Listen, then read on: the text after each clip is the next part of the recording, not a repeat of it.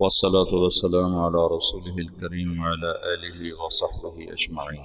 19ویں صدی میں ساری دنیا میں اسلامی سلطنت کا شیرازہ بکھر گیا اور یورپ اپنی علمی قوت کی وجہ سے ناقابل تسخیر بنتا چلا گیا۔ ایک نسل علم کے لیے کھپی۔ نیوٹن جو اس کا سائنس کا نبی کہا جاتا ہے، نیوٹن وہ اپنی چارپائی پر ایسے سیدھا پڑا رہتا تھا، کروٹ بدلے بغیر 18 گھنٹے ایسے پڑا۔ میرے ابھی آپریشن میں اس ٹانگ کو ہلانا نہیں تھا تو میں عاجز ہو گیا تھا۔ چند گھنٹے کے بعد میں کہوں سے کوئی حرکت دو، میں عاجز آ گیا۔ وہ میری ٹانگ پکڑ کے بیٹھے رہے کہ نہیں ہلنے نہیں دینا، ہلنے نہیں دینا۔ اور نیوٹن 18 گھنٹے ایسے بے حس و حرکت ایسے پڑا،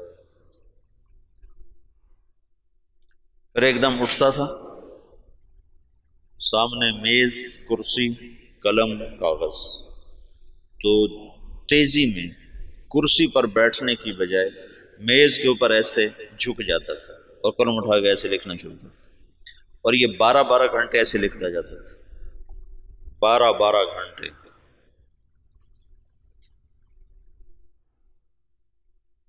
جس دن اس کی شادی تھی تو اس کا دوست اس کے پاس آیا کہ شادی پہ نہیں چلنا؟ تو اس نے پوچھا کس کی؟ کہا تمہاری؟ کہا میری؟ کب؟ کہا آج۔ کہا مجھے تو یاد ہی کوئی نہیں۔ آئنسٹائن نے بیوی سے کہا کھانا لاؤ، اور خود پڑھنے بیٹھ گیا۔ تو وہ آئی، جب یہ ہیوسٹن میں تھا، ہیوسٹن میں ہی مرا، 1955 میں مرا، تو اس نے کہا میں کھانا رکھ کے جا رہی ہوں۔ انہوں نے کہا ٹھیک ہے۔ اس نے میز پہ ایسے کھانا رکھ دیا، انہوں نے کہا ٹھیک ہے۔ تو اس نے ایسے اٹھا کے کھانا شروع کر دیا اور پڑھنا شروع کر دیا۔ تھوڑی دیر کے بعد اس کی بیگم آئی تو اس نے دیکھا کھانا ویسے پڑا ہوا ہے۔ انہوں نے کہا تم نے کھانا نہیں کھایا؟ کہا میں نے کھا لیا ہے۔ کہا کب کھایا؟ کہا ابھی کھایا۔ کہا دیکھو یہ سارا ویسے ہی پڑا ہے۔ اس نے دیکھا تو سارے کا سارا ویسے ہی پڑا ہوا۔ تو اس نے کیا کھایا تھا؟ قریب ایک گلدان میں پھول تھے، پھولوں کا گلدستہ، تو وہ ہاتھ ادھر جانے کے بعد ادھر گیا تو وہ پھول ہی کھاتا رہا، کڑوے کسیلے، اور اس سے کوئی احساس نہیں ہوگا۔ تو کتاب کھول چکا تھا۔ اس طرح اللہ نے ان کو علم دیا۔ اور مسلمان یقیناً زوال کا شکار تھے، بڑھاپا تھا، تو جو خلافت عثمانیہ تھی وہ دم توڑ چکی تھی۔ 1914 میں پہلی جنگ عظیم ہوئی جس میں ترکی نے جرمن کا ساتھ دیا۔ 1918 میں وہ بری طرح شکست پر ختم ہوئی۔ ہندوستان میں انگریز 1857 میں پوری طرح غالب آ گئے۔ رنجیت سنگھ کی حکومت تھی، انہوں نے اس کو نہیں چھیڑا۔ جب رنجیت سنگھ کے مرنے کے بعد وہ 1890 کے قریب مرا ہے، تو انہوں نے، یا اس سے پہلے کچھ مجھے سن پورا یاد نہیں، تو انہوں نے اس کا جو بیٹا تھا کھڑک سنگھ وہ بنا، وہ بہت شراب پیتا تھا، تو شراب پیتے پیتے ہی مر گیا۔ اور اس میں وہ بیدار مغزی نہیں تھی رنجیت سنگھ والی۔ پھر دلیپ سنگھ تھا اس کے بعد چھوٹا سا، جب وہ حکمران بنا تو انگریزوں نے اس وقت پھر پنجاب پہ قبضہ کر، پھر سندھ بھی ان کے قبضے میں چلا تھا۔ تو یہاں ایک مستحکم برطانوی راج تھا۔ تو اس وقت دین کی بقا کے لیے کیا کیا جائے؟ پھر دفاعی رخ پر لوگ آ گئے۔ تو مولانا قاسم صاحب کے ذریعے سے 1864 میں دیوبند کی بنیاد پڑی۔ سر سید احمد خان بھی اللہ اس کی بخشش فرمائے، وہ بھی مسلمانوں کے ہمدرد تھے، وہ بھی چاہتے تھے مسلمان عزت پائیں، لیکن ان کی سوچ یہ تھی کہ یہ دنیاوی تعلیم حاصل کریں تو اس سے یہ آگے نکلیں گے۔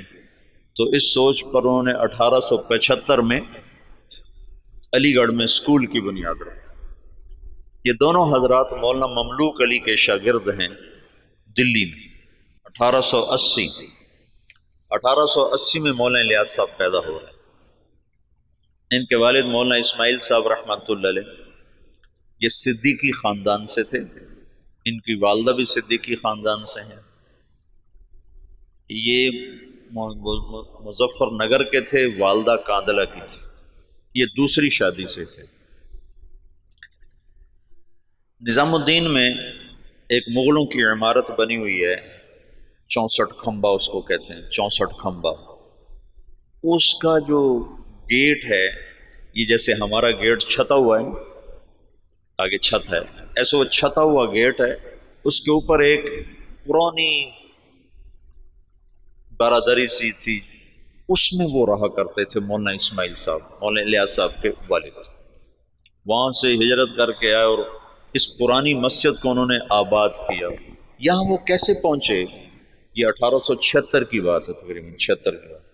یہاں وہ کیسے پہنچے اس کا کچھ پتہ نہیں، کیسے آئے، کس جذبے کے تحت آئے، کون لے کر آیا تھا، اللہ کا غیبی نظام۔ چونکہ یہ جگہ غیر آباد تھی، یہاں مرزا الہی بخش تھا، اس کی یہ جاگیر تھی۔ مرزا الہی بخش یہ بہادر شاہ ظفر کا سمد ہی تھا، یعنی بہادر شاہ ظفر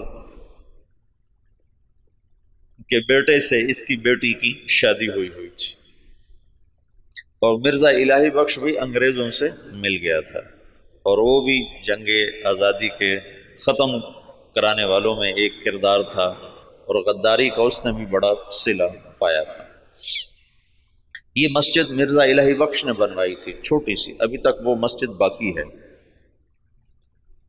تو ایک دفعہ مولانا اسماعیل صاحب یہ باہر نکلے ڈھونڈنے کے کوئی آدمی ملیں تو ان کو مسجد میں لاؤں، کہ ویران جگہ تھی۔ تو کچھ لوگ جا رہے تھے دلی، یہ میوات سے پہلا تعارف ہونے لگا، تو ان سے پوچھا بھئی آپ لوگ کہاں جا رہے ہو؟ کہا جی دلی جا رہے ہیں مزدوری کرنا۔ تو انہوں نے کہا اگر میں مزدوری دے دوں تو میرے ساتھ چلو گے؟ کہاں تمہارے ساتھ چلو۔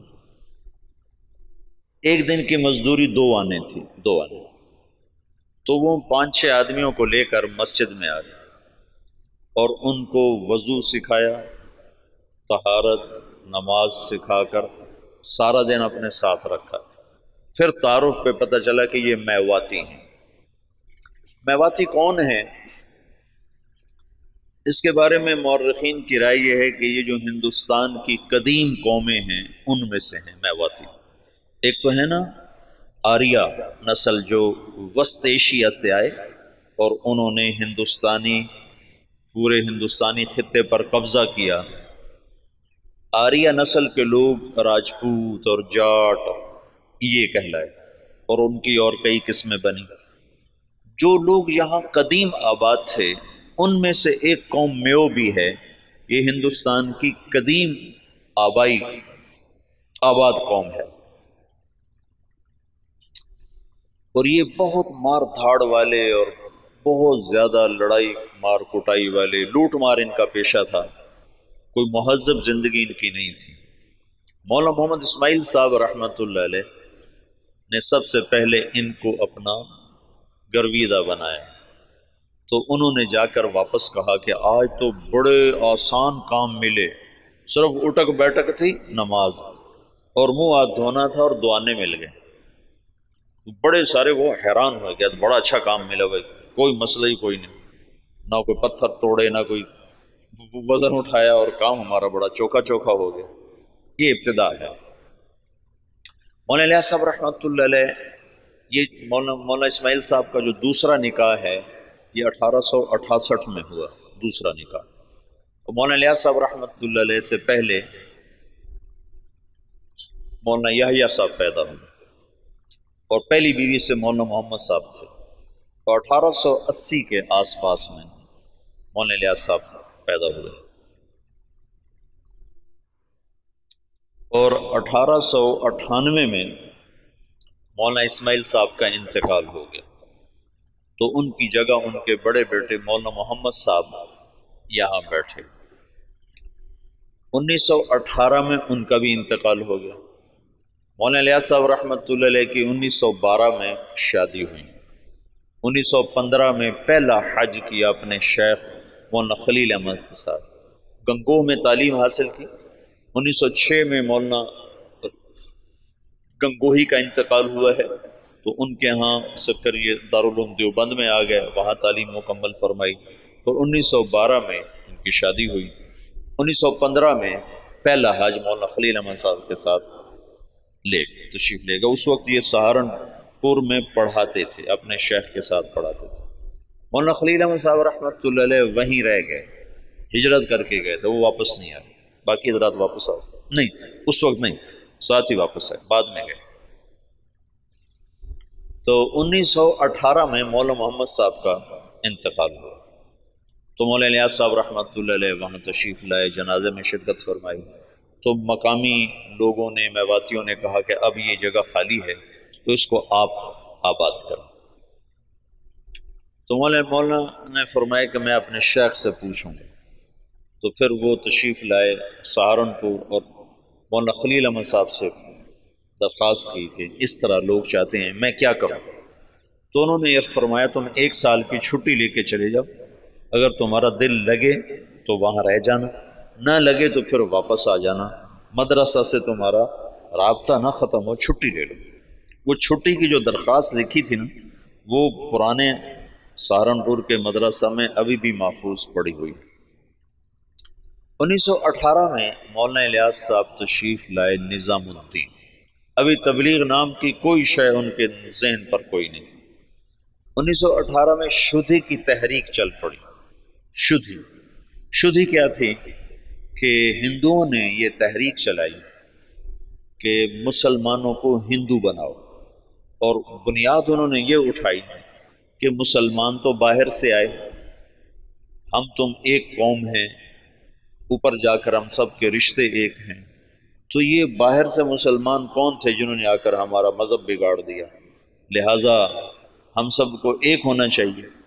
یہ تحریک بڑے زور سے چلی، تو مولانا الیاس صاحب رحمۃ اللہ علیہ اس پر بڑے پریشان ہوئے کہ اس کا میں کیا حل کروں۔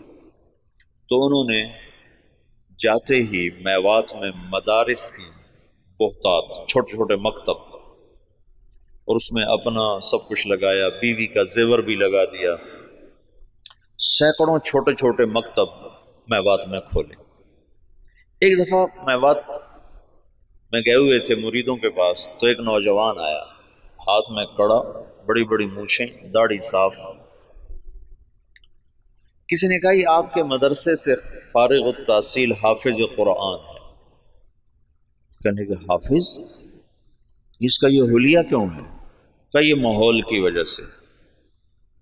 تو یہ پہلی چوٹ لگی اور دل میں خیال آیا، جب تک تمام طبقات میں دین نہیں آتا تو چند طبقوں میں دین کا لانا یا چند طبقات میں دین کا آنا یہ نہ کافی ہے، نہ یہ ذریعہ نجات ہے، پوری امت کا مسئلہ ہے۔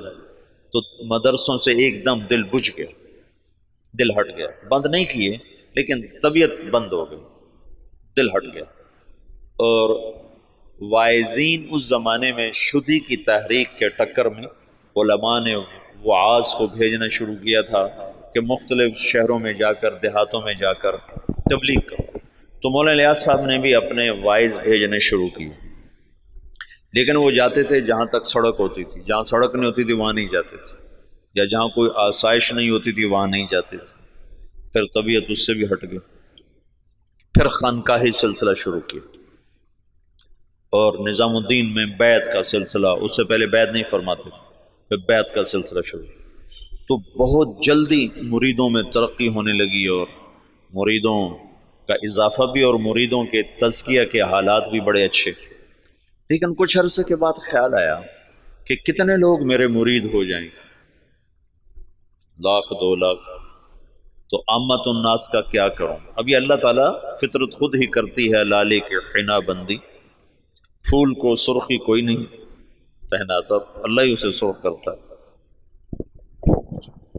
تو طبیعت ہٹتی گئی، مدرسوں سے ہٹ گئی، خانقاہ سے ہٹ گئی کہ خانقاہ بھی ایک جزئی کام ہے، مدرسہ بھی ایک جزئی کام ہے، اور واعظ تقریر بھی ایک، پیسے دو تو جاتے ہیں، پیسے نہ دو تو جاتے نہیں۔ تو بے قراری بڑھتی گئی اور کوئی حل نظر نہیں آیا۔ تو 1926 میں، اس سے قبل مولانا خلیل صاحب وہ ہجرت کر کے اور تشریف لے گئے، مدینہ منتقل ہو گئے تھے۔ تو 1926 میں حج پہ تشریف لے گئے، ہجرت کی نیت کر کے کہ میں اب واپس نہیں آؤں گا، وہیں رہوں گا۔ 1925 میں گئے تھے، 1926 میں واپس آئے۔ یہ نیت کر لی تھی کہ اب میں واپس نہیں آؤں گا، ادھر ہی رہوں گا۔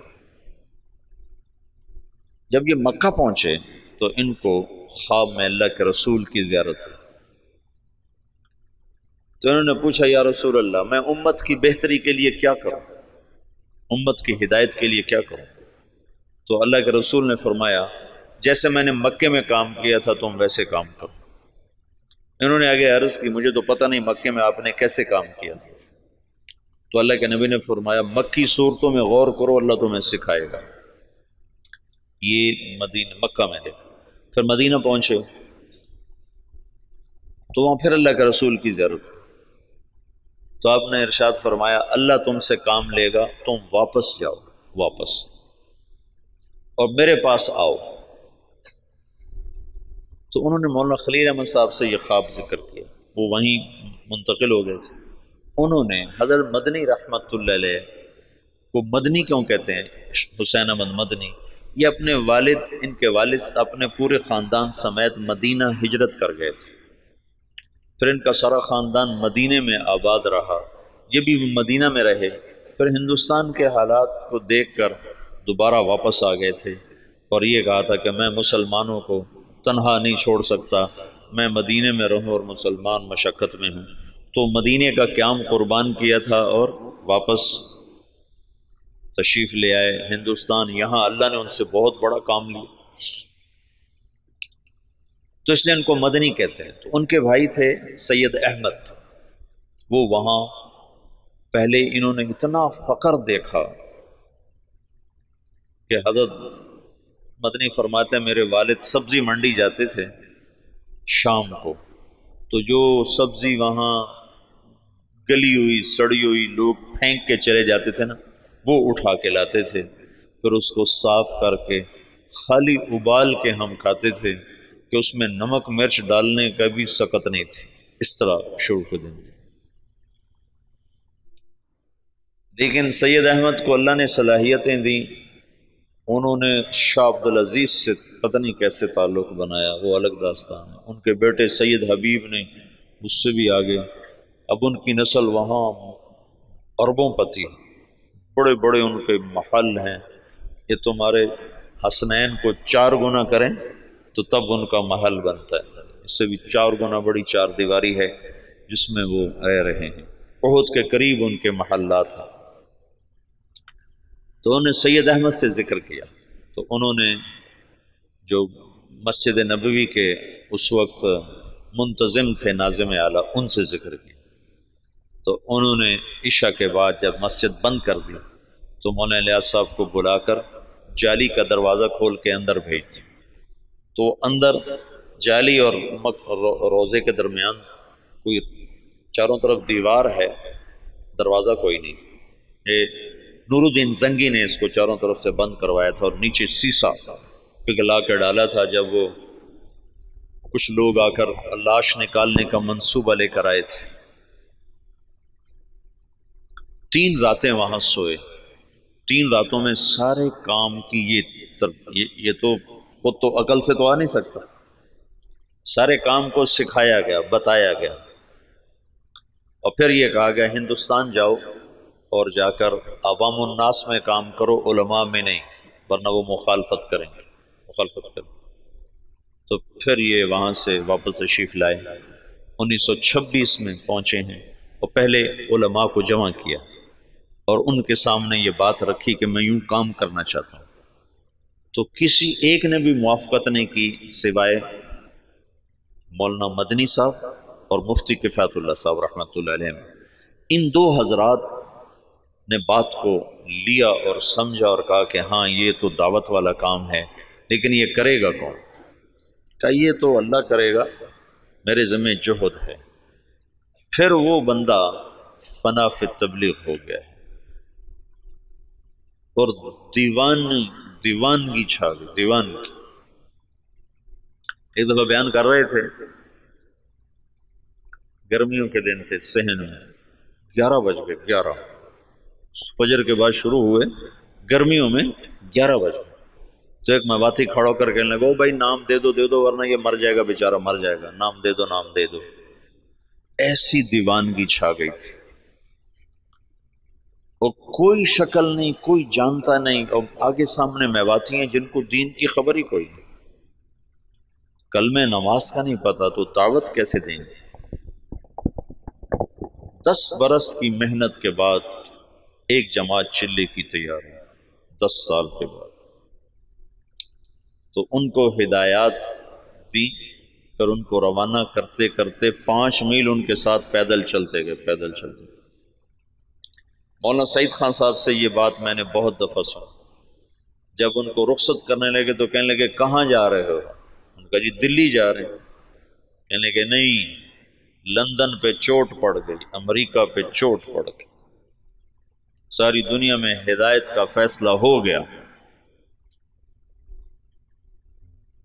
ایک دفعہ عبدالعال صاحب تشریف فرما تھے، کہنے لگے ہم 5-6 آدمی بیٹھے ہوتے تھے مولانا الیاس صاحب کے آگے، 6-7 اور وہ ہم سے کہتے کہ بھائی ساری دنیا میں جماعتیں بھیجنی ہیں، مشورہ دو کیا کیا جائے۔ تو ہمیں خیال آتا کہ مولانا صاحب بیچارے کتنے پاگل دیوانے ہیں، اور شیخ چلی کی باتیں کرتے ہیں کہ ہم 6-7 آدمی بیٹھے ہیں اور ہمیں کہہ رہے ہیں کہ ساری دنیا میں جماعتیں بھیجنی، مجھے مشورہ دو ہمیں کیا کرنا چاہیے۔ یعنی اللہ تعالیٰ نے اپنی قدرت سے ظاہر کر کے دکھا دیا کہ کیسے سارے عالم میں ہم خود پھر رہے ہیں، تو ساری دنیا سے جماعتیں ہمارے پاس آ رہی ہیں، ہم سے ساری دنیا میں لوگ جا رہے ہیں۔ تو 1926 سے لے کر 1944 نوح میوات میں پہلی بستی ہے جہاں پہلا اجتماع ہوا۔ اس وقت اجتماع نہیں کہتے تھے، جلسہ کہتے تھے، جلسہ ہوا، پہلا جلسہ ہوا۔ اور سگا بیٹا محمد یوسف اکلوتا سخت مخالف، وہ کہیں یہ کہ آپ پاگلوں کا کام شروع کر دیں۔ ان کا ذہن ذوق سارا تعلیمی تصنیفی۔ 21 سال کی عمر میں طحاوی کی شرح لکھی، جو حدیث کی مشکل ترین کتاب ہے طحاوی، اس کی شرح 21 برس کی عمر میں لکھی۔ اور حیات الصحابہ جیسی کتاب تو ساری دنیا کے علماء تسلیم کر گئے کہ سیرت میں یہ وہ شخص بدیع تھا، بدیع سیرت میں، کہ سیرت کے عنوان پر آج تک کسی نے ایسی کتاب نہیں لکھی۔ سیرت کا عنوان ہوتا تھا زید بن ثابت، نیچے اس کی سیرت اور حالات، عمر بن خطاب، نیچے ان کی سیرت، حالات، واقعات اور ان کے فضائل اور مناقب۔ یہی 14 صدی میں تمام مصنفین کا طرز رہا ہے۔ یہ پہلا شخص ہے جس نے اسلوب جدید دیا، بدیع اسلوب، آج تک کوئی یہ اسلوب لے نہ سکا۔ حیات الصحابہ ہے سیرت، لیکن حیات الصحابہ، کیف کانت صلاتہم، کیف کان علمہم، کیف کان جہادہم، اس کے نیچے کئی صحابہ کے واقعات۔ یہ ایک کو عنوان بنا کے نہیں، عنوان صفت کا اور نیچے واقعات مختلف شخصیات کے۔ یہ پہلی دفعہ ہوا تصنیف و تالیف کی تاریخ میں۔ اس کتاب نے اتنی قبولیت حاصل کی کہ دنیا کے ہر بڑے مکتبے میں حیات الصحابہ پڑھی ہوتی۔ تو ان کا تو ذہن تھا سارا تعلیمی اور تصنیفی، وہ کہیں یہ میرے ابا کو ہو کیا گیا، ان کو اللہ کی طرف سے الہام ہو چکا تھا۔ تو باپ بیٹے میں ٹکراؤ ہے۔ مولانا انعام صاحب رحمۃ اللہ علیہ، مولانا احتشام صاحب رحمۃ اللہ علیہ، یہ حضرت مولانا الیاس صاحب کے ساتھ مولانا الیاس صاحب رحمۃ اللہ، مولانا سعید احمد خان صاحب، یہ ساتھی ہم نوا، اور بیٹا محمد یوسف سخت مخالف۔ میاں جی بدر الدین رحمۃ اللہ علیہ تھے، میں ان سے ملا تھا نظام الدین میں 82-83 میں گیا تھا۔ مجھ سے کہنے لگے کہ ہمیں مولانا الیاس صاحب بھیجتے کہ جاؤ یوسف کو کارگزاری سناؤ، شاید اس کا کوئی دل نرم پڑے۔ تو جب ہم جاتے تو اپنے لکھنے پڑھنے میں لگے ہوتے تھے، تو ہمیں دیکھتے ہی کہتے مجھے پتہ چل گیا تمہیں بوڑھے نے بھیجا ہے کہ جاؤ اس کو کارگزاریاں سناؤ، بھاگ جاؤ، میرے پاس کوئی وقت نہیں تمہاری فضولیات سننے کے لیے۔ کہ ہمیں بھگا دیتا تھا مولوی وسلم، کہتا تھا مجھے پتہ ہے تمہیں بڈھے نے بھیجا ہے کہ جاؤ اسے کہانیاں سناؤ، میں نہیں آتا تمہاری کہانیوں میں۔ تو بیٹا ایسے مخالف تھا۔ اور علماء عوام خواص بھول چکے تھے کہ دعوت فرض منصبی ہے۔ وَكَذَلِكَ جَعَلْنَاكُمْ أُمَّةً وَسَطًا لِتَكُونُوا شُهَدَاءَ عَلَى النَّاسِ۔ تو شہداء اللہ الناس کا فریضہ پوری امت کے ذمے ہے، اور سارا عالم ہمارے ذمے۔ میاں جی بدر الدین، یہی بدر الدین بتاتے ہیں، میں بیان کر رہا تھا تو سامنے کچھ لوگ بیٹھے تھے 10 12 15، تو پیچھے سے مولانا الیاس صاحب آ گئے، کہنے لگے بدر الدین کن میں بیان کر رہے ہو، کن کو سنا رہے ہو، کن کو سنا رہے ہو؟ کہا جی ان کو سنا رہا ہوں، جو سامنے بیٹھے ان کو سنا رہا ہوں۔ تیرا بھلا ہو جائے، اونٹ کی نیت کرو، اونٹ، اونٹ میواتی زبان میں آخری کنارے کو کہتے ہیں، آخری کنارہ، کہ دنیا کے آخری کنارے کی نیت کر کہ میں یہ بات دنیا کے آخری انسان تک کو سنا رہا ہوں، ایسے وہ نیت کرواتے تھے۔ اپنی زندگی میں 2 کمرے بنائے تھے مسجد میں داخل ہو کر، جنوب کی طرف اوپر ان میں کھڑکیاں، کھلی کھلی دروازے، اور یہ فرمایا کہ یہاں غیر ملکی مہمان جب آئیں گے تو ان کو تم نے یہاں ٹھہرانا ہے۔ تو وہ بیچارے ان کے مرید حیران ہوتے کہ ادھر مقامی کوئی نہیں آتا تو غیر ملکی کہاں سے آئیں گے۔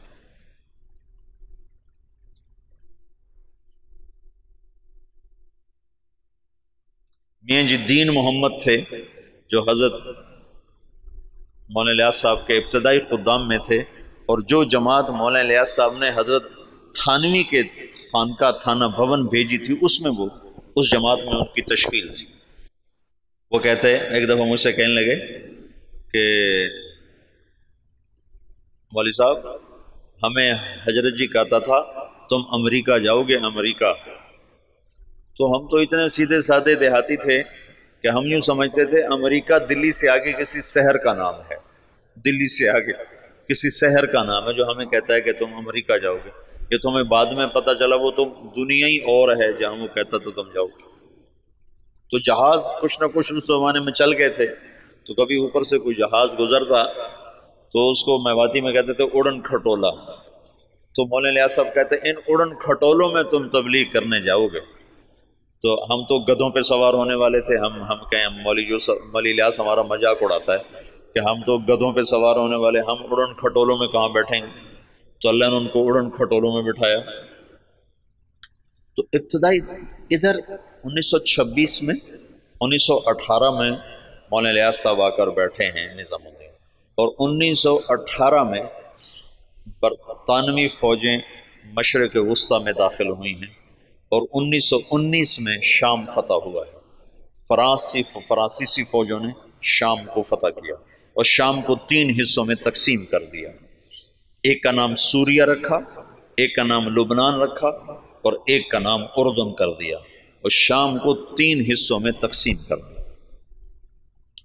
اور 1926 میں اسرائیل کو بنانے کا منصوبہ مکمل ہو گیا کہ اسرائیل بنایا جائے۔ ادھر 1926 میں دعوت کا کام چلا جس کا آخری سرا مہدی سے جا کے ملتا ہے، اور ادھر 1926 میں یہودیت کا کام چلا جس کا آخری سرا دجال کے ساتھ جا کر ملتا ہے۔ یہ آپس میں یہ تانے بانے میرے اپنے بنائے ہوئے ہیں، میں سنے نہیں ہیں، لیکن جو کچھ پڑھا ہے اس کے مطابق میں ایک ترتیب ذہن میں آئی کہ ادھر ہی دعوت کا کام بھی ہدایت پر ختم ہو گیا۔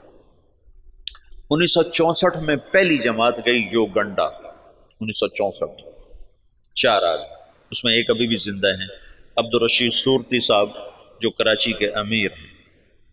تو کہنے کہ وہاں ایک بہت بڑے شیخ تھے، ان کی ہم گئے ملاقات کے لیے، تو ان کا بہت بڑا ہال کمرہ تھا، وہ مریدوں سے بھرا ہوا، اور ایسے مراقبے میں بیٹھے تھے، ایسے بالکل گردن ایسے جھکائی ہوئی تھی۔ ہم 4 آدمی کمرے میں داخل ہوئے، اور یہ پہلی جماعت ہے، آج تک کوئی کسی کو پتہ ہی نہیں کہ تبلیغی جماعت پاکستان میں کوئی نہیں جانتا تھا 1964 میں، باہر کون جانتا، اور یوگنڈا۔ تو جو ہی ہم اندر داخل ہوئے تو انہیں ایک دم سر اٹھایا، کہا مرحباً بجیش المہدی، مرحباً بجیش المہدی، مرحباً بجیش المہدی۔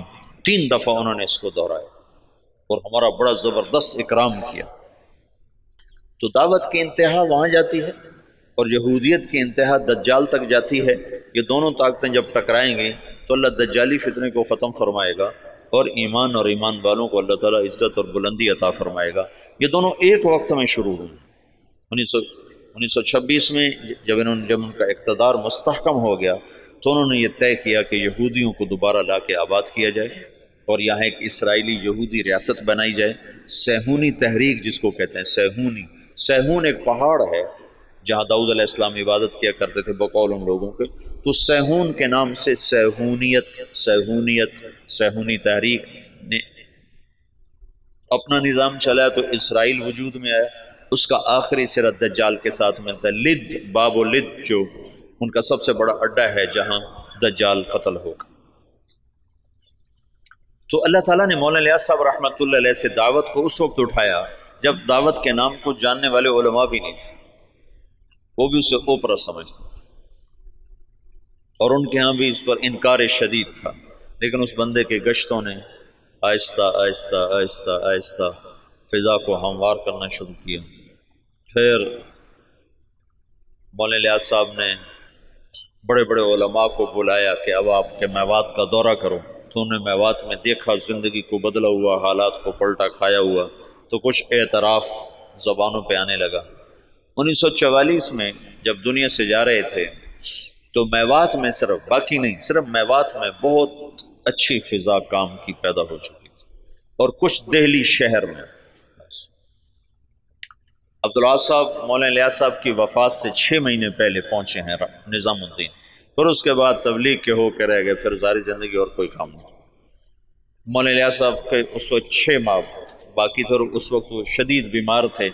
جب عبداللہ صاحب کو پتہ چلا، یہ وہاں دلی میں نوکری کرتے تھے، ان کو پتہ چلا کہ نظام الدین میں کوئی بزرگ ہیں جو لوگوں کو نمازی بناتے ہیں۔ اس وقت یہ شروع میں ہم نے بھی ایسے ہی سنا کہ ایک تبلیغی جماعت ہے جو لوگوں کو نمازی بناتی ہے۔ تبلیغ کی گہرائی تو کیا زبردست چیز ہے۔ تو کہنے لگے میں دیکھنے گیا کہ بھائی وہ کیسے نمازی بناتے ہیں، تو بس وہ جو پہلی دفعہ گئے تو وہیں کے ہو کے رہے۔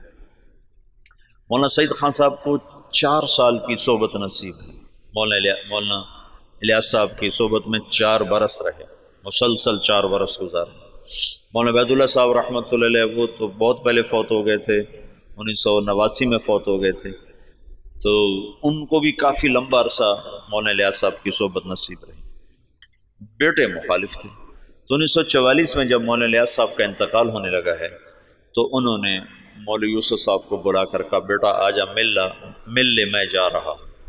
وہ جو سینے سے لگایا اس میں نسبت اللہ نے منتقل فرما دی، اور مولانا یوسف صاحب نے فرمایا اپنے باپ کے مرنے سے 1 دن پہلے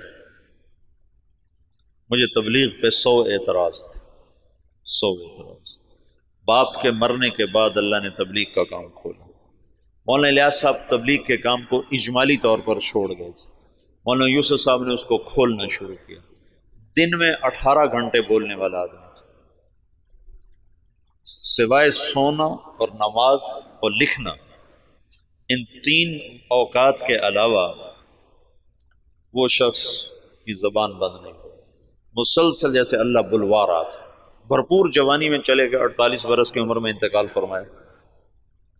وہ 27 سال کی عمر میں امیر بنے، بالکل نوجوان بلکہ بچے۔ اور مولانا سعید خان صاحب رحمۃ اللہ علیہ فرمانے لگے مولوی یوسف ہمارے ساتھ اٹھتا بیٹھتا کھیلتا تھا، لیکن جب وہ امیر بنا تو آہستہ آہستہ اس کا روب ہمارے اوپر چھاتا چلا اور اپنی جہد اور قربانی سے ان کی ہیبت ہمارے دلوں پہ قائم ہو گئی۔ ایک دفعہ 3 گھنٹے بیان فرمائے اس حال میں کہ یہاں ایک پھوڑا تھا جس سے خون مسلسل رس رہا تھا، تو ایک آدمی پاس بیٹھا ہوا تھا، وہ یہاں رکھتا تھا کپڑا، جب وہ خون سے تر ہو جاتا تو وہ ہٹا لیتا، دوسرا رکھتا تھا، پھر وہ خون سے تر ہو جاتا وہ ہٹا لیتا، پھر وہ تیسرا رکھتا تھا، اور وہ مسلسل بیان فرماتے۔ باپ والی کیفیت منتقل ہو گئی کہ مولانا الیاس صاحب کے یہاں پھوڑا نکل آیا، اس کو کٹ دینا تھا، کٹ دینے میں تکلیف ہونی تھی، تو مشورہ کر رہے تھے کہ اس کو کریں کیسے۔ تو مولانا الیاس صاحب کو پتہ چلا تو انہوں نے فرمایا ایسا کرو، کچھ میواتی میرے آگے بٹھا دو، پھر جو مرضی مجھ سے کر لیں۔ تو انہوں نے کچھ میواتی آگے بٹھائے، مولانا الیاس صاحب نے بیان کرنا شروع کر دیا اور ہاتھ یوں کر دیا، تو انہوں نے سارے ہاتھ کو کھرچ کھرچ کے صاف کیا، لیکن ان کا ہاتھ ایسے بھی نہیں ہوئے، وہ یوں بھی نہیں ہوئے۔ اس قدر انہماک اور فنائیت اللہ نے عطا فرما دی باپ بیٹا کو کہ اللہ نے ایک چیز کو وجود دینا تھا، ایک مدت ہوئی تھی عوام اور خواص کے ذہن سے نکل گیا تھا، اور بس صرف اسلام کو ایک ہی شکل میں دیکھتے تھے کہ حکومت آئے گی تو اسلام آئے گا، حکومت آئے گی تو اسلام آئے گا، طاقت ہاتھ میں ہوگی تو اسلام آئے گا، ورنہ اسلام آ ہی نہیں سکتا۔ اور انقلاب کا مطلب صرف حکومت کی تبدیلی کو لے لیا تھا۔ بعض الفاظ ایسے ہیں جو اپنے اصل معنی سے نکل کر مجاز میں اتنے استعمال ہوئے ہیں کہ اصل معنی ویسے ہی ختم ہو کے رہ گیا۔ ان میں سے ایک انقلاب بھی ہے۔ انقلاب تو قلب سے ہے، قلب پر الف نون لگ کر باب انفعال بنا ہے۔ انقلاب ہے پلٹ جانا، دل کا پلٹ جانا۔ جب قلب سے ہے تو ادھر زیادہ جوڑ ہونا چاہیے، لیکن پھر کثرت استعمال ہوا انقلاب کا حکومت کے بدلنے پر، حالات کے انقلاب آ گیا، حکومت بدل گئی، انقلاب آ گیا، پیپل پارٹی آ گئی، انقلاب آ گیا، نون لیگ آ گئی، انقلاب آ گیا، قاف لیگ آ گئی۔ تو انقلاب جیسے برباد، وہ تو برباد ہو گیا۔ برباد، برباد کا کیا مطلب ہے؟ برباد کا مطلب ملتا ہے جس کا نقصان ہو جائے وہ تو برباد ہو، جس کا کوئی بہت بڑا حادثہ ہو جائے وہ تو برباد ہو گیا، جس کا کاروبار بیٹھ جائے وہ تو برباد ہو گیا۔ حالانکہ برباد یہ مرکب ہے، فارسی کا لفظ ہے، مرکب ہے۔ برباد، برباد، بر الگ ہے، باد الگ ہے۔ بر کہتے ہیں اوپر اور باد کہتے ہیں ہوا کو، تو برباد کا مطلب ہے ہوا کے اوپر۔ یہ مطلب تمہیں معلوم تھا پہلے کبھی؟ یہ اپنے اصل مطلب میں کبھی استعمال ہی نہیں ہوا۔ برباد، جس کی دکان بیٹھ جائے وہ ہوا میں اڑ رہا ہوتا ہے۔ یہ تو ایک تعبیر ہے کہ جیسے پتا ٹوٹتا ہے نا، پتا ٹوٹتا ہے پھر وہ ہوا کے رحم و کرم پر ہو جاتا ہے، اس کی کوئی منزل نہیں رہ جاتی نا۔ ہوا کے جھونکے جدھر لے جائیں وہ ادھر کو اس کی سمت ہو جاتی ہے۔ ایسے ہی جو کسی نقصان میں حالات کی جکڑ میں آتا ہے تو اس کو کوئی رہ نہیں جاتا، اپنے بھی آنکھیں پھیر جاتے ہیں، خون بھی سفید ہو جاتے ہیں، تو وہ ایسے ہو جاتا ہے جیسے ہوا کے دوش پر کہ کوئی اس کا پرسان حال کوئی نہیں۔ تو اس لیے برباد کو وہاں سے یہاں ڈال دیا گیا۔ تو پچھلے 200 سال سے انقلاب کا لفظ بھی صرف اور صرف حکومت کی تبدیلی پر بولا جاتا ہے، حالانکہ انقلاب اصل معنی میں تو دل کا بدل جانا ہے۔ انقلب، دل بدل گیا۔ تو پچھلے 200 سال سے یہ ذہن بن گیا ہے کہ بغیر حکومت کے نہ دین آ سکتا ہے نہ حالات سدھر سکتے ہیں۔ مولانا الیاس صاحب نے اس کو رد کر کے دکھایا کہ نہیں، دین دعوت سے آتا ہے، حکومت سے نہیں آتا، اور دعوت تمام شعبوں کو زندہ کرنے کا واحد راستہ ہے۔ نبی جب آتا ہے تو سامنے کتنے شعبے ہیں جو بگڑے ہوئے ہوتے ہیں، وہ صرف دعوت کو زندہ کرتا ہے، شعبے خود زندہ ہو جاتے ہیں۔ جیسے صحت کو زندہ کر دیا جائے تو جسم کے سارے شعبے خود زندہ ہو جاتے ہیں، قوت کو بحال کر دیا جائے تو جسم کے سارے شعبے خود بخود بحال ہو جاتے ہیں۔ قوت بحال نہ ہو تو اس کو دوڑایا جائے تو بیچارہ کیسے دوڑے گا؟ کہ یہ جو امت ہے یہ اس بیمار بوڑھے گھوڑے کی طرح ہے، اس پر اسلام کہاں سے آیا؟ اس کی جوانی کو لوٹایا جائے گا تو اس پہ اسلام آئے گا۔ حکومت اسلام نہیں لا سکتی، ناممکن ہے۔ زیادہ زیادہ نماز پہ دکانیں بند کرا دے گی، تو کوئی بے وضو پڑھ لے تو پھر کیا کروں؟ میرے اپنے اسکول کا واقعہ نہیں تو میں سناتا ہوں، جب میں سینٹرل ماڈل اسکول میں تھا تو خود میں نے بے وضو نمازیں پڑھی۔ طالب صاحب، سردیوں کا زمانہ، وضو کیڑا کرے، اللہ اکبر، طالب صاحب کی نماز، تو وہ عشاء کی نماز ہو رہی تھی اور میرے کمرے، میرے برابر میں اس کا بستر تھا، جاوید نذیر اس لڑکے کا نام تھا، یہ مرید کے اچھے زمیندار گھر کا تھا۔ تو اس میرے پاس آ کر کھڑا ہوا اور اس نے آ کر 4 رکعت نماز عشاء کی نیت باندھی، 4 رکعت نماز عشاء واسطے طالب حسین دے، اللہ اکبر۔ حکومت ایسا اسلام لائے گی واسطے طالب حسین دے، جو ایسی نماز پڑھے گا وہ تو کافر ہو جائے گا، نہ پڑھے تو اس سے تو کافر نہیں ہوتا نا، لیکن اگر ایسا کرے گا تو اسلام سے نکل جائے گا۔ قوت کبھی، اس لیے تو کبھی نبی کو طاقت دے کے نہیں بھیجا گیا، بعد میں طاقت آئی اللہ، جو اللہ کے نبی کو حاصل ہوئی بعد میں ہوئی، پہلے تو فقیر بن کے کھڑے ہوئے کہ نہ کوئی مال کے لالچ میں کلمہ پڑھے، نہ کوئی تلوار کے خوف سے کلمہ پڑھے، صرف اللہ کے تاثر سے کلمہ دل میں اترے۔ تو چونکہ اسلام نے ایک عروج دیکھا تھا، تو جو ہمارے قائدین تھے وہ اس عروج کو تصور میں لے کر اعادہ عروج کی جہد کرتے رہے، وہ جو ذوف اسلام تھا اس کو دور کرنے کی کوشش ہی نہیں کی کہ انگریز کیوں آیا۔ مولانا حفظ الرحمان صاحب آئے سیوہاروی، یہ میاں جی دین محمد پاس بیٹھے ہوئے، مولانا الیاس صاحب اور مولانا حفظ الرحمان آئے، حضرت دعا کریں انگریز نکل جائے، مولانا الیاس صاحب چپ بیٹھے رہے، حضرت دعا کریں انگریز نکل جائے، چپ بیٹھے رہے، حضرت دعا کریں انگریز نکل جائے۔ تو مولانا الیاس صاحب ایک دم جوش میں آئے، کہ کوئی لوگ تیار کر لیے ہیں جو انگریزوں کے بعد حکومت کو سنبھالیں گے، کوئی لوگ تیار کر لیے ہیں، وہ کہ چپ، کہ جو انگریزوں کے بعد آئیں گے وہ ان سے برے ہوں گے کہ انگریز ہمارے بزرگوں کے گناہ کی سزا میں آئے، اور جو موجود آئیں گے ہمارے گناہوں کی سزا میں آئیں گے، اور مجمع کو تیار کیے بغیر کام نہیں چلتا ہے۔ تو انگریز تو چلا گیا، لیکن جتنا اسلام پاکستان میں ذبح ہوا، مدنی فرمایا کرتے تھے ہندوستان میں مسلمان ذبح ہوں گے اور پاکستان میں اسلام ذبح ہوگا۔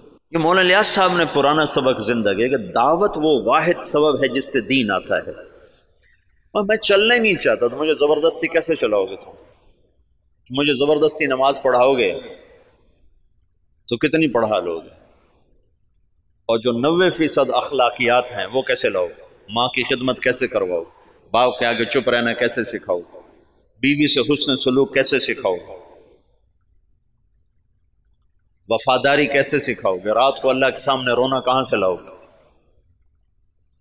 جب تم زانی کو کوڑے مارو گے، شادی شدہ کو سنسار کرو گے اور بازار بند کرا دو گے، ٹھیک ہے ہو گئے بند، لیکن نماز کس کو پڑھاؤ گے؟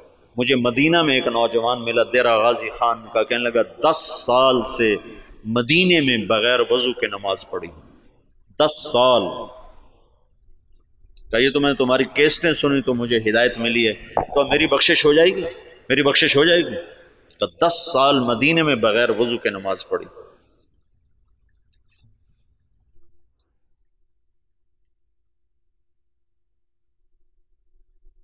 چونکہ اسلام کا سیاسی پس منظر 1000 برس سے زیادہ ہے، تو جب زوال آیا تو قائدین کا ذہن ادھر گیا کہ اس زوال کو دور کیا جائے، زوال دور کیا جائے اور مسلمانوں کو دوبارہ شان و شوکت پہ لایا جائے۔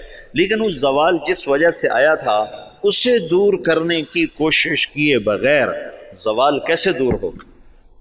جب 95% لوگ بے نمازی ہوں زوال کیسے دور ہوگا؟ جب 100% لوگ بد اخلاق ہوں، ماؤں سے بدتمیز ہوں، باپ کا گریبان پکڑیں، ترازو میں ناپ تول میں کمی کریں، خود جوئے کے اڈے چلائیں، زنا کے اڈے چلائیں، نشے کے اڈے چلائیں، تو ان میں کیسے دین کون لائے گا؟ تو جب اندر ایمان اترتا ہے تو پھر سارے شعبے زندہ ہو جاتے ہیں۔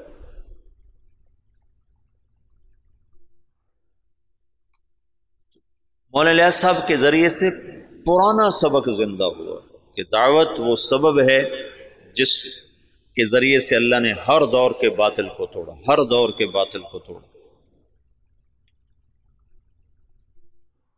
تو 1926 میں یہ کام شروع ہوا، شخصیات کے جانے سے کوئی فرق نہیں پڑا ہے، اور اب عجب العجائب ہے کہ 15 برس ہو چکے ہیں، امیر کوئی نہیں، ایک شورا ہے اور کام اسی طرح چل رہا ہے۔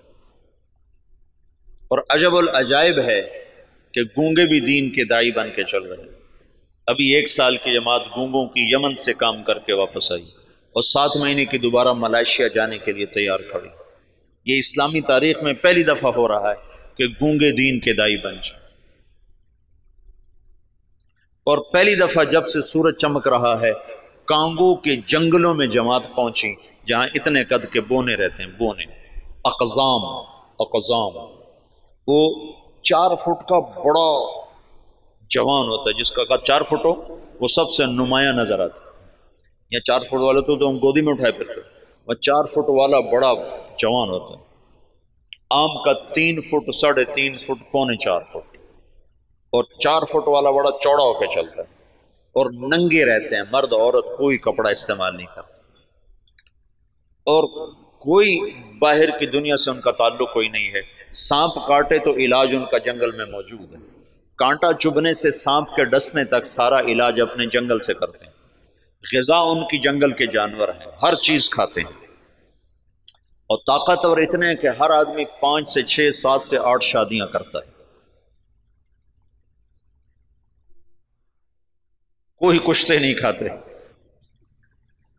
کتنے لوگ بیچاروں کے گردے ختم ہو گئے کشتوں کے چکر میں، گردے گنوا بیٹھے، گولی اندر تے دم جلندر چلا گیا۔ ان کو اللہ نے ایسی قدرتی طاقت دی ہوئی، اور جب سے وہ پیدا ہوئے انہوں نے اسلام کا نام نہیں سنا۔ آج سے 12 برس پہلے وہاں پہلی تبلیغی جماعت پہنچی، مالی سے جماعت بنی، مالی ہو گئے کانگو سے گئے جنگل، اور جنگل کے ترجمان ساتھ لیے، انہوں نے وہاں دعوت کا کام چلایا، تو 270 آدمی پہلی دفعہ مسلمان،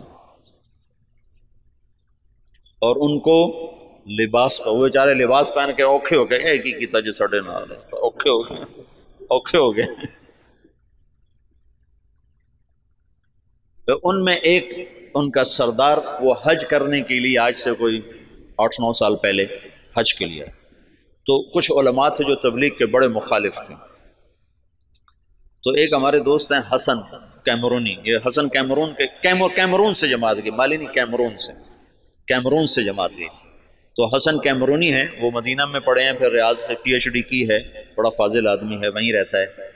تو اس نے مجھے یہ سارے حالات سنائے، وہ خود بھی اس میں شریک تھا۔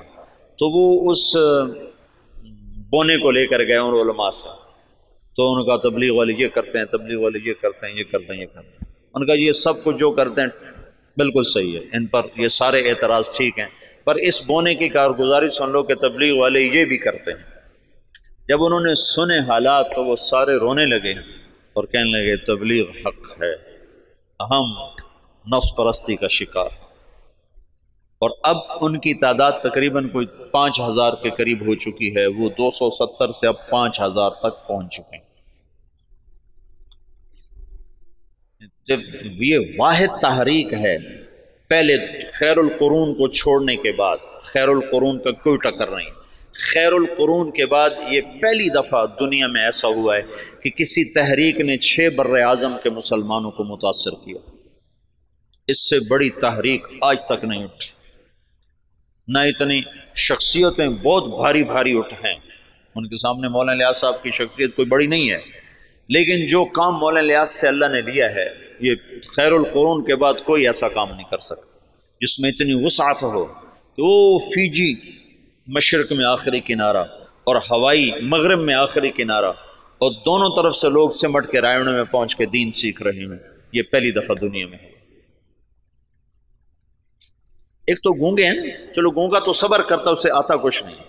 مجھے کتنے لوگ ملے افریقہ سے آئے، 4 مہینے لگا رہے ہیں، اور ایک وہاں سے آیا ارجنٹائن سے، 4 مہینے لگا رہا تھا، وہ اسپینش جانتا تھا، اور ہمارے پاس کوئی ترجمان نہیں تھا اسپینش زبان کا، پورے 4 مہینے بغیر ترجمان کے گزار کے چلا گیا۔ تم 4 دن گزار کے دکھا دو مولوی صاحبان، 5ویں دن تم نظر نہیں آؤ۔ 4 مہینے ایک لفظ نہیں سمجھا۔ میں نے ایک سے پوچھا، میں نے کہا تمہیں کیا فائدہ ہوتا ہے، تم سمجھ تو کچھ آتا نہیں؟ تو اس نے کہا ادھر اثر ہوتا ہے، ادھر اثر ہوتا ہے۔ تو میں یہ چاہتا ہوں تم تبلیغ میں بصیرت کے ساتھ چلو۔ میں یہ چاہتا ہوں تبلیغ کی عظمت تمہارے دل میں ہو۔ تھوڑی سی زندگی ہے، پتہ نہیں کب شام ہو جائے۔ میں تو موت کا ایک جھٹکا کھا چکا ہوں، دیکھ چکا ہوں کہ کتنی ناپائیدار زندگی ہے اور کتنی بے ثبات یہ دنیا ہے، اور کتنا دھوکے کا یہ جہان ہے، کہ پتہ بھی نہیں چلتا اور وہ کیا۔ تو تھوڑی زندگی میں وہ کام کرو جس کا نفع تمہیں زیادہ ملے، جس کی واپسی تمہیں زیادہ ملے۔ تو تبلیغ کے سوا اس وقت کوئی میدان عمل میں ایسا عمل نہیں جس میں لگنے سے تم سارے عالم پر اثر انداز ہو جاؤ، ساری دنیا کے انسانوں تک تمہاری محنت کا اثر پہنچو۔ جبوتی جیسے غریب ملک میں آگے بھی اس سے بھی غریب علاقہ تھا تجرو، جہاں کشتی ڈوبی تھی، اس جنگل میں اجتماع ہوا، 3-4 ہزار کا مجمع جنگل میں جمع تھا۔ یا کتنے بڑے بڑے اشتہار لگتے ہیں، 300-400 سے زیادہ آدمی اکٹھا نہیں ہوتے۔ وہ جنگل، وہ ایک نکر اور ایک بنیان، یہ ان کا لباس تھا۔ 24 گھنٹے میں ایک وقت کھانا کھاتے۔ یہ جماعتیں جب جاتی ہیں نا تو ان کو دیکھ کے بڑے حیران، اچھا تم سارا دن کھاتے ہو، دن میں 3 دفعہ کھاتے ہو، 3 دفعہ کھاتے ہو۔ ان کو حیران ہو کر کہتے ہیں اتنا کھاتے ہو تم، بیمار نہیں ہوتے؟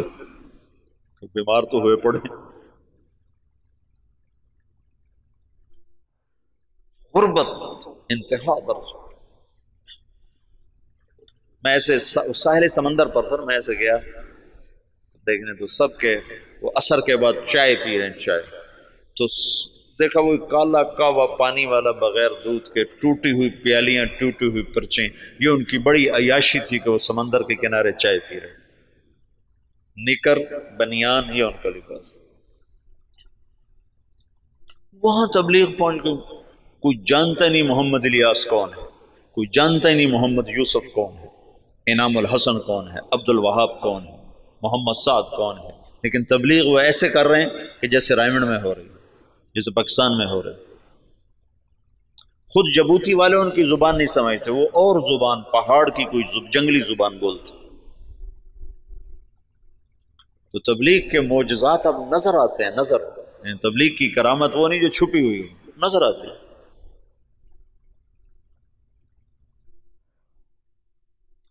تو میں یہ چاہتا ہوں کہ تم بصیرت کے ساتھ اس میں چلو، تاکہ تم نفع اٹھاؤ، تم اللہ کا قرب حاصل کر سکو، اللہ کی محبت حاصل کر سکو۔ صحیح، میں نے پیچھے سے تفصیل بتائی تمہیں کہ سیاسی اکھاڑ پر چھاڑ کیسی ہوئی، پھر تبلیغ کی زندگی تو اب تمہارے سامنے ہے، اس میں تو تفصیل بتانے کی ضرورت نہیں ہے، لیکن کچھ مجالس اور میں لینا چاہوں گا کہ کچھ باتیں جو اس سے متعلق ہیں وہ میں تمہارے سامنے لاؤں۔ پھر لِيَهْلِكَ مَنْ هَلَكَ عَنْ بَيِّنَةٍ وَيَحْيَى مَنْ حَيَّ عَنْ بَيِّنَةٍ، پھر یہ نہ ہو سکے کہ ہمیں پتہ کوئی نہیں تھی۔